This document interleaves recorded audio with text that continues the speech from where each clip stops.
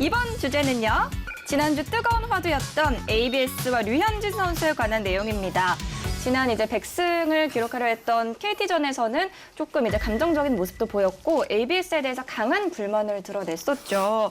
매직병님은 어떻게 보셨는지? 뭐 안타깝게 봤고요. 사실 뭐 모두 다 아시겠지만 류현진 선수가 그렇게 자기의 감정을 경기 중에 드러내거나 이제 그러지 않는 선수인데 저는 그렇게 봤어요. 요즘 이제 하나이글스 분위기가 워낙 안 좋다 보니까 누구나 이제 좀 마음의 여유가 있고 그럴 때는 뭐 같은 일을 당해도 조금 더 이제 여유 있게 대처가 가능한데 워낙 이제 팀 분위기도 좀 가라앉고 그러다 보니까 조금 더 마음이 조급해진 게 아닌가 이제 그렇게 생각이 들고요. 뭐 훌륭한 투수고 또 하나이글스 분위기도 좀 좋아지고 하다 보면 ABS존에 잘 적응해서 문제 없이 시즌을 치르지 않을까 그렇게 생각하고 있습니다. 네. 네, 이제 류현진 선수는요. 어제 다르고 오늘 다르다라고 하면서 답답함을 토로를 했고 KBO는 또 이거에 대해서 즉각적으로 답변을 내놨는데요.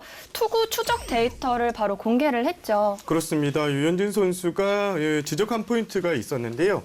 23일 후배 문동주 선수의 투구를 보고 타자 바깥쪽을 잡아주는 스트라이크 존, 여기를 대비해서 계획을 세우고 마운드에 올랐다. 그러나 내가 등판한 24일 경기에서는 달랐다. 이런 얘기를 했고요. 또 3회 조용호 상대 3구째 볼이 낮다고 판정이 됐는데 본인이 다시 5회 같은 쪽 높은 공에 스트라이크 볼이 판정이 됐다고 했습니다. 5회가 좀 더 빠졌는데 이건 또 반대로. 스트라이크 판정이 났다고 이렇게 주장을 했습니다.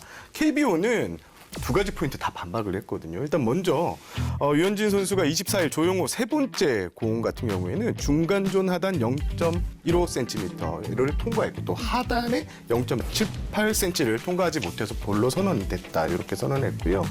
23일 경기를 언급한 점에 대해서는 문동주가 4회 천송의 타석에서 던진 4구째 스트라이크 또 24일 날 류현진 선수가 천송호 선수에게 던진 3구째 볼 궤적을 공개하면서 투구 위치가 다르다고 이렇게 공표를 했습니다.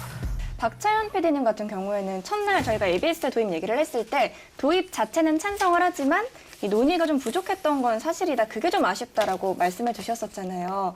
보완하려면 어떤 점들이 보완이 돼야 될까요?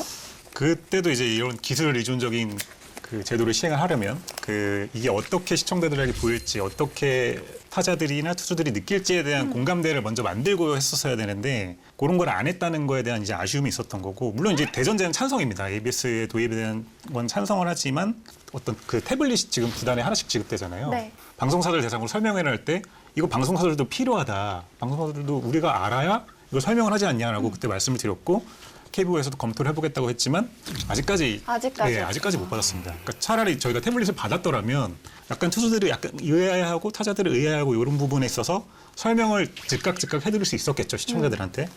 그런 부분이 좀 아쉽고 사실 선수들 사이에서는 지금 생각해보면 이 PTS로 추적하는 ABS 시스템에 불만이 좀 있는 것 같아요. 저희 시즌 전에 원태인 선수가 구속에 대한 불만을 얘기한 적이 있었죠. 그 방송사들의 구속은 믿을 게 안 된다.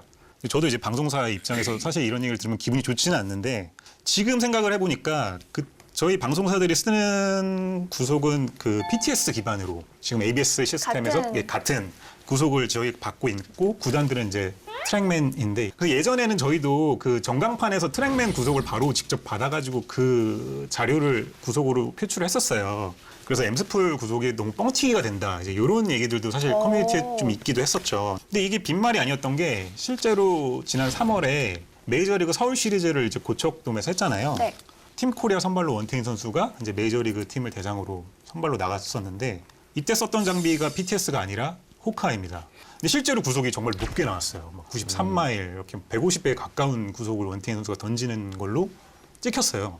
그래서 의심을 시작한 건데 이 기술이라는 게 사실 의심하기 시작하면 끝이 없잖아요. 이게 과연 맞는 것인가.